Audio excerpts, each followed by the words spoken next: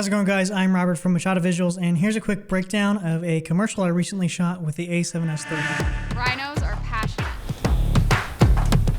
Rhinos are dedicated. Rhinos are tough. Rhinos are confident. Rhinos are encouraging. Rhinos are ambitious. Camp Rhino isn't just a gym. It's a chance to reinvent yourself and take control of your life.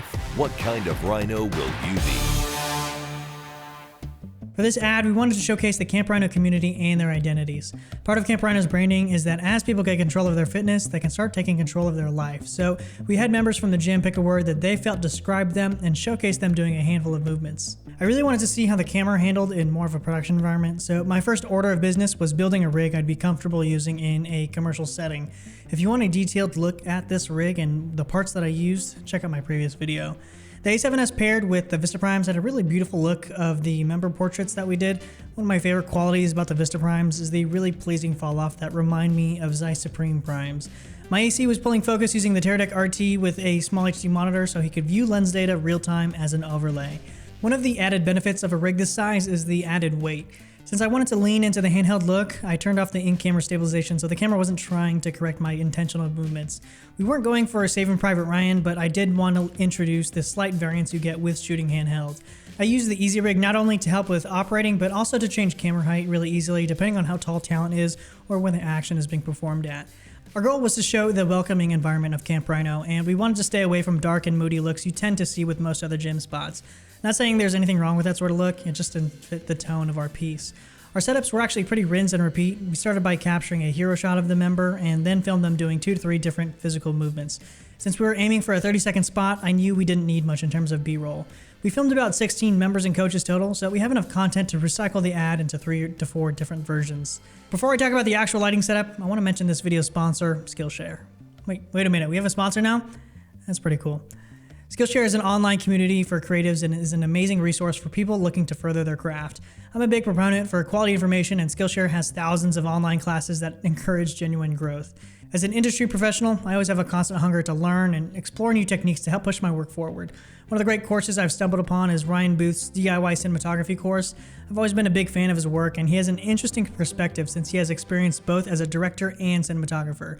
In the class, Ryan dives into easy ways to help shape light and craft compelling images using what's readily available. There are tons of other classes that you might be interested in that cover video editing, color grading, writing, the list goes on. I get a lot of questions asking how to get started in creating videos, and it's really hard to get work unless you know the fundamentals, and Skillshare is a great place to start. An annual membership is less than $10 a month, and if you're interested, use the link in the description to receive a free trial of Skillshare Premium. In terms of our lighting setup, everything was keyed with a SkyPanel S60 and a Shamir softbox going through an 8x frame with full grid. We also used a floppy ultra mounts to give a little return to talent and to also flag off any overhead spill coming from the overhead lights. Depending on the blocking, we would fly our frame away from camera to achieve a far side key, which helps give more shape and contrast to the talent's face. I used my spectrometer to match to the overhead lights using CCT and Delta UV so that our key matched the room ambience and didn't feel out of place. That way, we're just supplementing what's already there, and the goal is to achieve something that doesn't feel lit. If it feels organic and natural, then we've done our job as a cinematographer. If you haven't seen my video on matching ambient sources, I'll leave a link in the description. We fed audio directly into a Mix Pre 6 and attached the unit to the AC's monitor stand so Jeremy could monitor audio for each setup. We could have used the K3M module, but I preferred to record dual systems so that I could take advantage of the 32-bit float audio in case we had any unexpected peaks. Everything was cut and colored within Resolve, and it's great having my entire editing suite built into one piece of software. I haven't yet messed around with Resolve 17, but I do plan on checking it out once I wrap out a few current projects.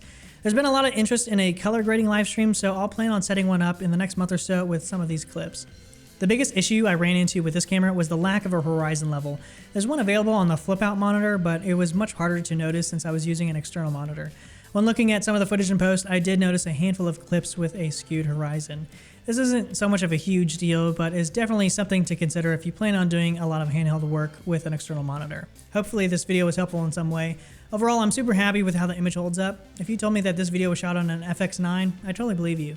Never before have I this much control over footage from an alpha camera. Sony's made quite an interesting move with the FX6. It's basically an A7S Pro, and the FX9 is an A7S Pro Max.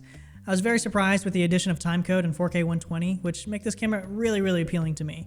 It seems that Sony's dual base ISO is making another appearance in this camera, and it seems pretty similar to what the A7S III is doing, so I may have just been wrong after all. Oh well. I'm probably going to end up picking one up anyway, so be sure to get subscribed to the channel if you haven't already. If you have any questions, obviously feel free to leave them in the comments below. Thanks for watching, and I'll see you in the next one.